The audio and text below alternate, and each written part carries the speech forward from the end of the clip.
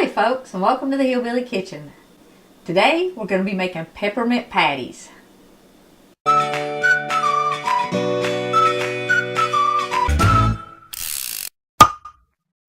Okay, this is a really easy no-cook recipe, and there's a lot of different ways you can finish these off.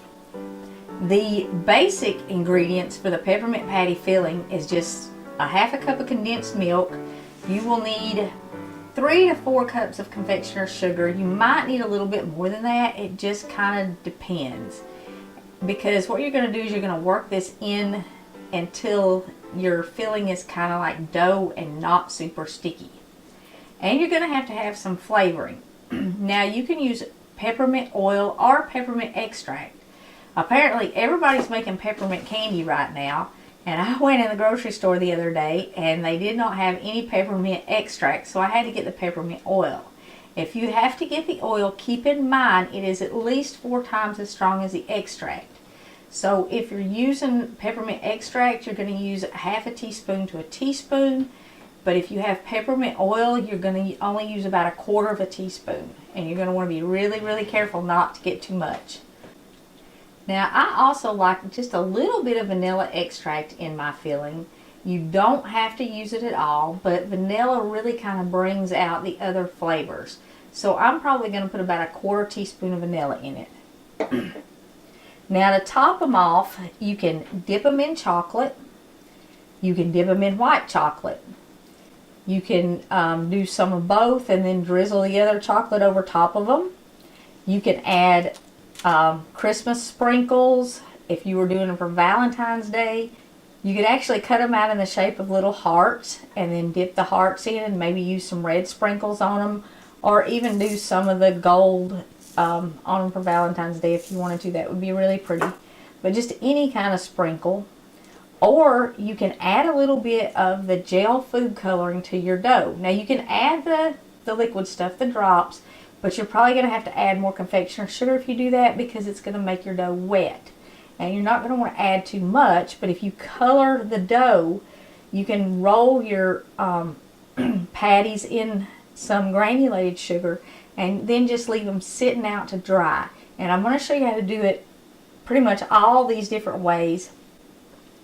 For the chocolate, this time I'm just using chocolate melt in pieces, and I have some white chocolate. If you add just a little bit of coconut oil or shortening to your chocolate when you melt it, it really makes it glisten, and I'm going to show you how to do that too. But for Valentine's Day, we're going to do a chocolate dipping video, and we're going to just focus on different kinds of chocolate dip. So I'm not going to get into that any more than what I just did now, except to show you what the coconut oil does in the chocolate.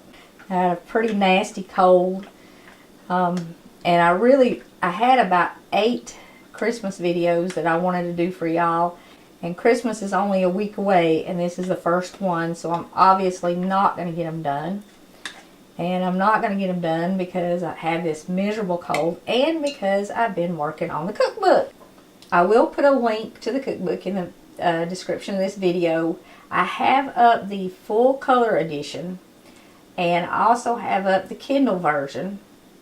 And I'm doing one that's black and white. It's not going to have any pictures in it, and it's going to be printed in black, and it will print much cheaper. It still will have everything else in it, just not the pictures. Okay, now you want to go ahead and add your flavor to your milk, because that will make it easy to mix it in.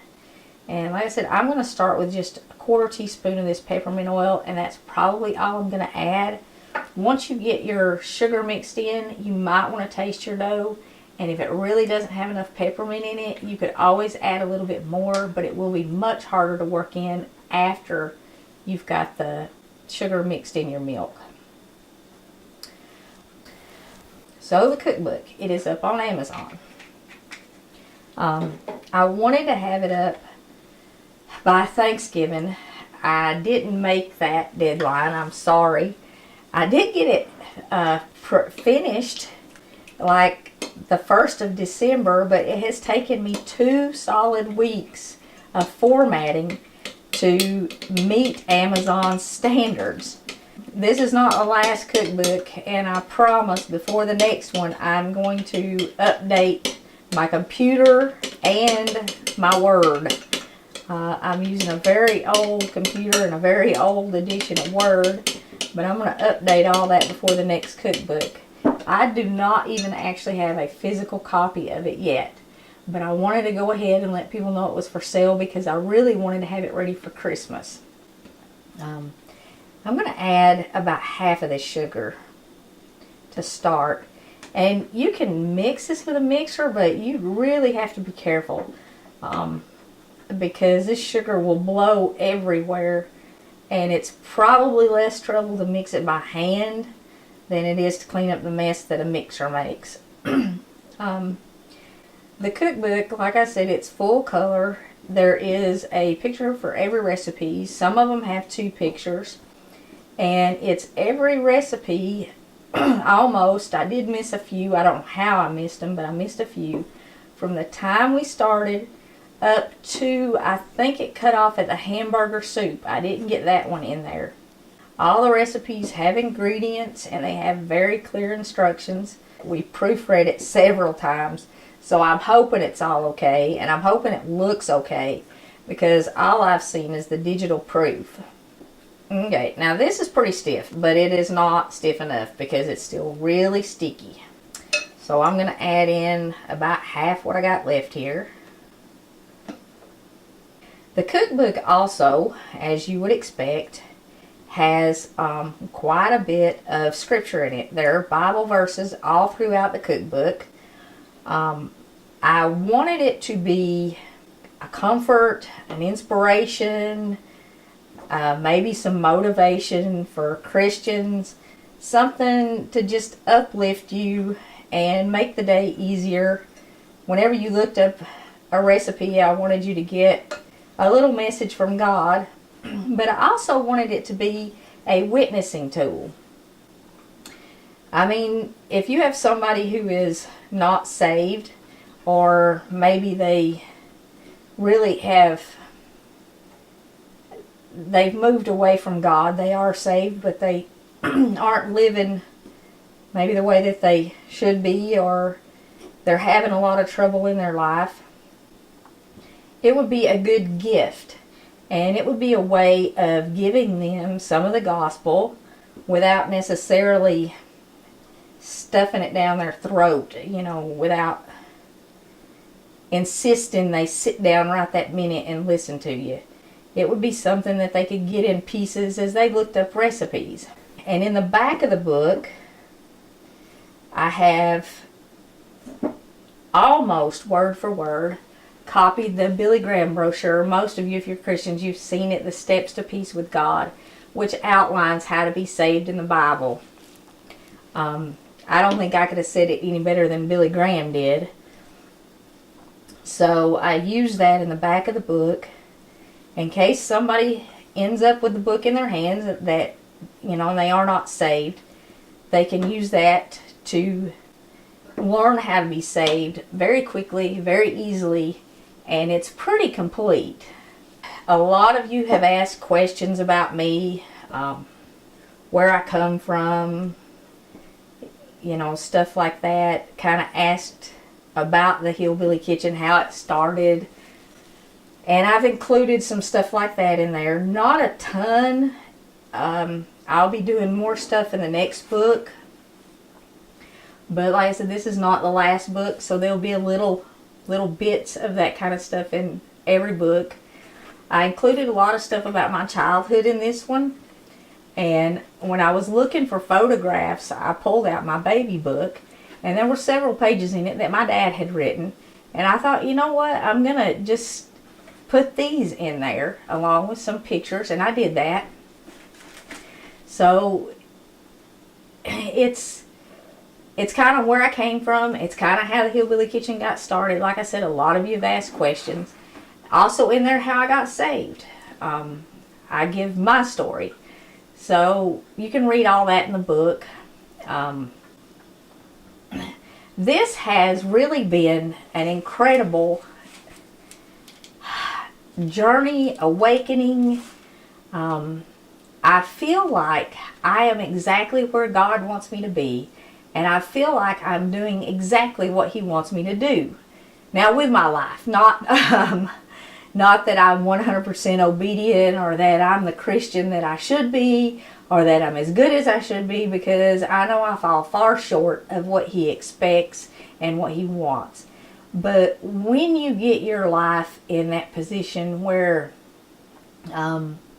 you are doing that thing that you are intended to do, and you made God a part of it, I think so many people, they're striving for success and they're looking for success and they're looking for happiness. The real secret is finding that thing that God made you to do. And I feel so blessed because I think I have found that. I know I have found that thing. And I know that because of all of you, because you have subscribed, because you have left so many encouraging comments. Because you are all so supportive and so uplifting. I know that this is where I'm supposed to be right now, and this is what I'm supposed to be doing. And like I said, I can't tell you how grateful I am for that, and I can't tell you how happy that makes me. My prayer for every single person who hears this video is that you will find that thing that God wants you to do, and you will manage to get yourself where God wants you to be so that you can do that thing, and you can know what it is to live in that kind of freedom and peace. Because at 50 years old, I can honestly tell you that is success. It's not an incredible amount of money. It is doing that thing that you were made to do. Okay, now some wax paper here is going to save you a lot of time. You want to sprinkle some more of your powdered sugar out. I've stood there and talked and let my dough get really stiff. You want it really stiff and hard to mix before you dump it out of your bowl, because if it's too gooey, you won't be able to even knead it enough to get it dry enough to handle.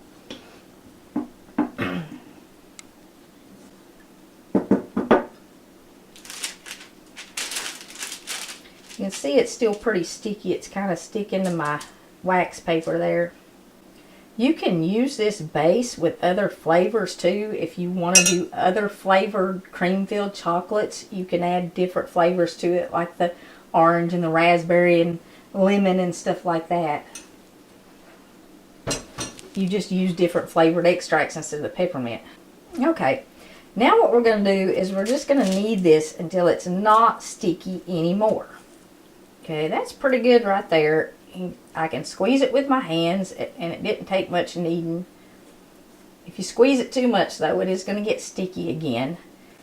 But if it does, as you're working with it and rolling it out, just roll it in the confectioner's sugar again and get a little more sugar on it.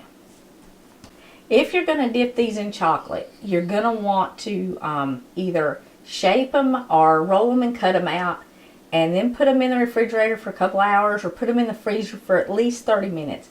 Because you want them pretty solid before you dip them in the chocolate, because the hot chocolate will make them melt and they'll just mix in the chocolate if they're not pretty firm. I'm going to divide some of this up because I want to show you how to do the different colors too. We'll do one of those in red and one in green.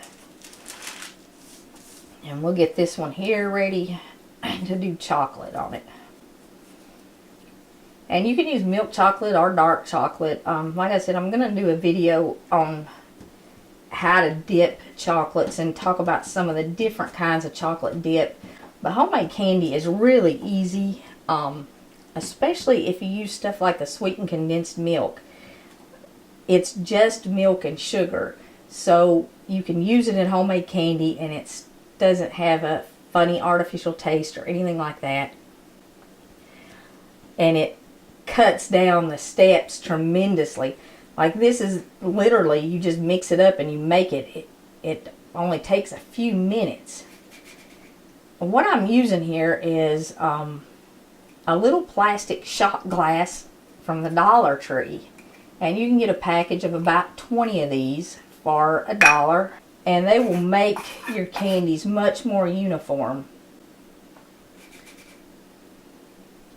You want to get them about 1/4 inch thick. before you cut them out. And you do want to make sure you get a little sugar on them as you're cutting them out, so that they don't stick to the wax paper while they're in the refrigerator or the freezer. You can probably find something in your kitchen that's about this size if you don't want to go out to the Dollar Tree. Just any little round thing with a kind of sharp edge will work.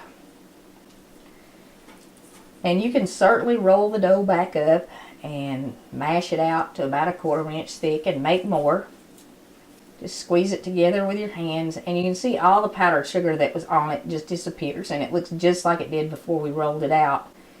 If you don't want to roll it out and cut them, you can shape each one individually by making a little ball and just flatten them out.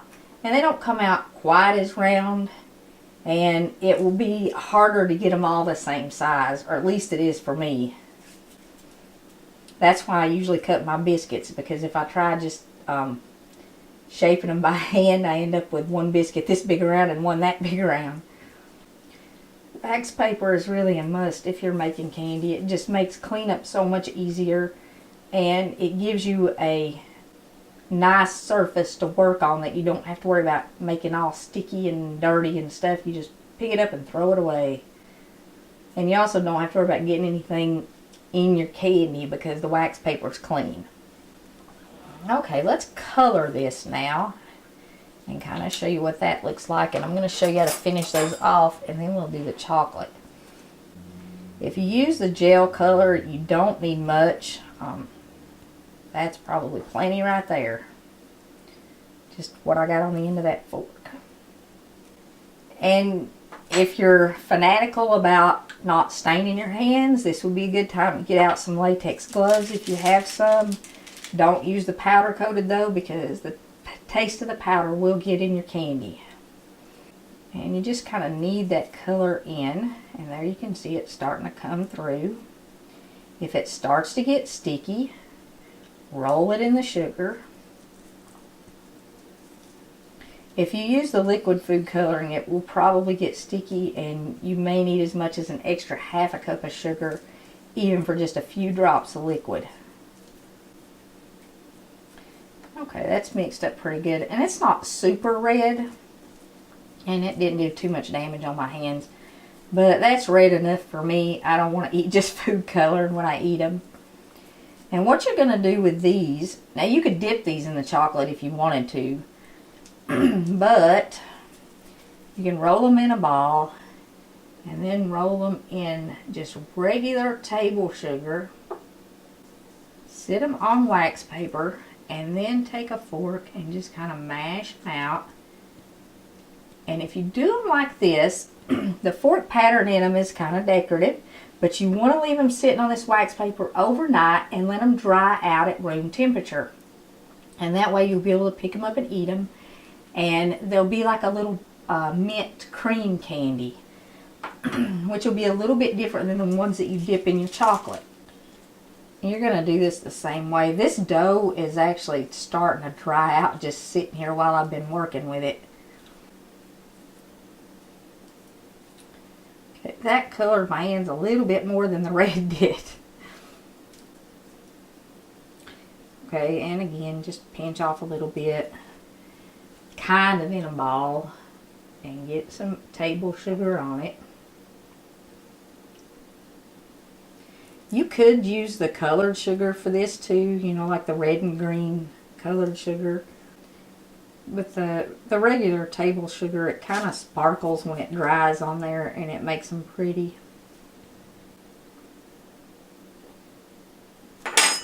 Alright, you get the idea of how to do those. Now, if you're going to dip them, like I said, in the fridge for a while, you can melt your chocolate in the microwave. You can put it in a pot on the stove. I have one of these little, just these little cheapy crock pots. They sell them at Walmart and the Dollar General and everywhere. And they're only like $5 on Black Friday, I think. They are really, really good for making candy. I've talked about them before because they keep your chocolate hot. You don't have to worry about it getting cold while it's sitting there. I don't temper chocolate and all that stuff when I'm dipping candy. That's just way too much trouble. But if you add just a little bit of coconut oil or shortening, it will give your chocolate that gloss like it has been tempered. And it's much easier. You want about a tablespoon per cup of chocolate. I'm probably going to do just maybe half a tablespoon in this. And you'll see the difference that it makes.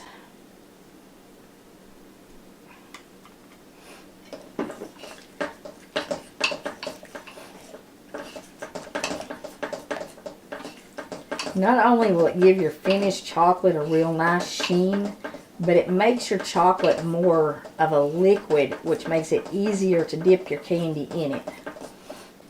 Now, I don't know if you can tell what happened to this chocolate as I stirred in that coconut oil on the camera or not, but the melted chocolate in the pot got shinier and slicker looking, and that's what you want.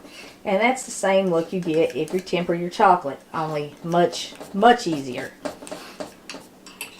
And my white chocolate, I just melted it in the microwave. You can add a tiny bit of the coconut oil to it too if you want.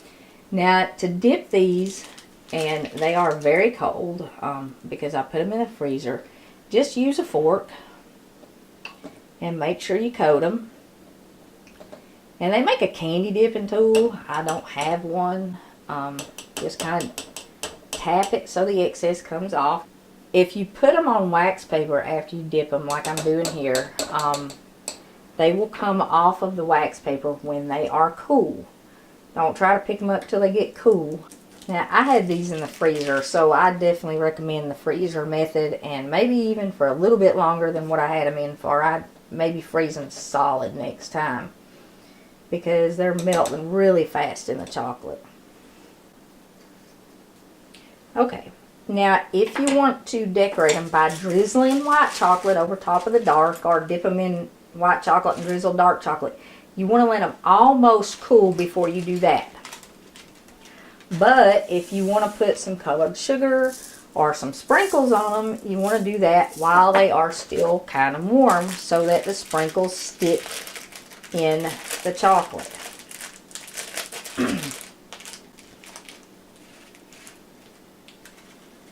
And just sprinkle some on there. Topping dark chocolate with the gold sugar doesn't really work, because when it melts, it kind of blends into the dark chocolate and you can't even see it. But the white's pretty. Maybe try some of these gold and white sprinkles. Brett doesn't like these. He says they're like BBs and they're not really edible. So if you're using these things, be careful. They are hard. You don't want somebody busting a tooth on them. But if you wanted to do one or two of them with that, they're also quite pretty. Now these two here, where my peppermint was kind of cold, it's starting to harden up. So I'm going to show you what the drizzle kind of looks like too. My chocolate's stiffening up already here.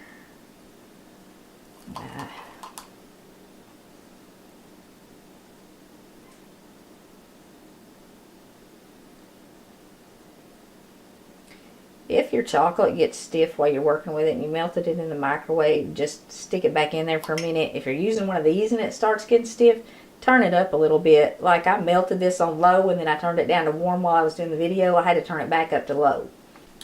If you've ever tried to melt chocolate and dip candy in it and it's gotten like really gooey and thick and nasty and you couldn't get it to smooth out no matter what you did, you probably got it too hot. So if you're melting it in the microwave, you can start 30 seconds the first time, but after that, do it like 10 seconds at a time. And I know it's going to take a few times. You're going to open and close your microwave door a few times. But if you get it too hot, it literally turns into this nasty, clumpy dough, and you can't dip anything in it.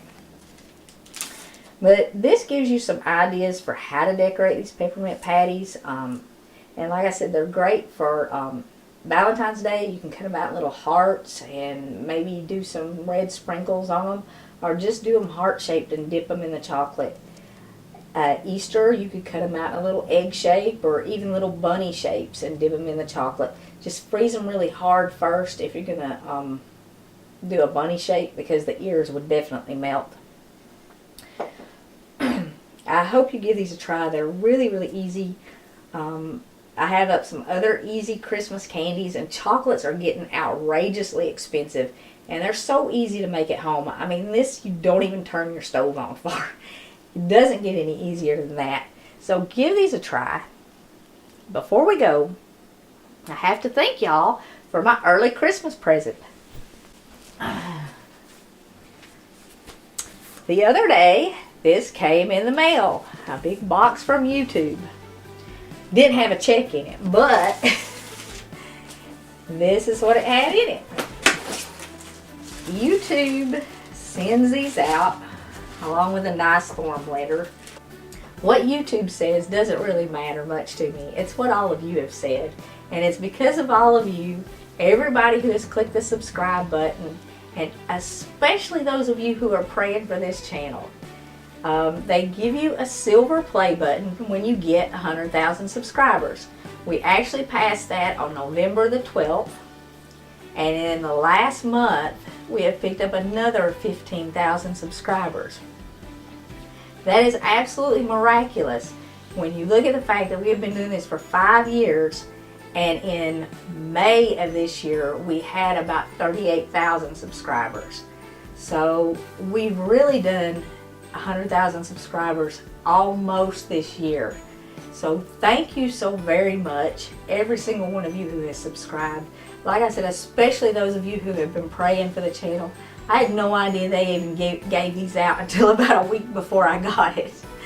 And like I said before, I had no idea anybody would watch these videos. This is absolutely amazing, and it's all happened because of you and because of God. And I am truly, truly blessed this Christmas. I hope all of you are too.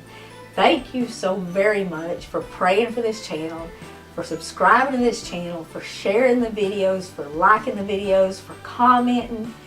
You are such a blessing. I cannot even tell you how grateful I am for each and every one of you.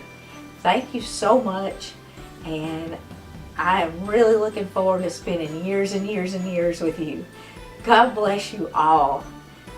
Thank you so much for joining us in the Hillbilly Kitchen. If you're not a part of the Hillbilly Kitchen family, please click like and subscribe before you leave. And until next time, remember to put God first.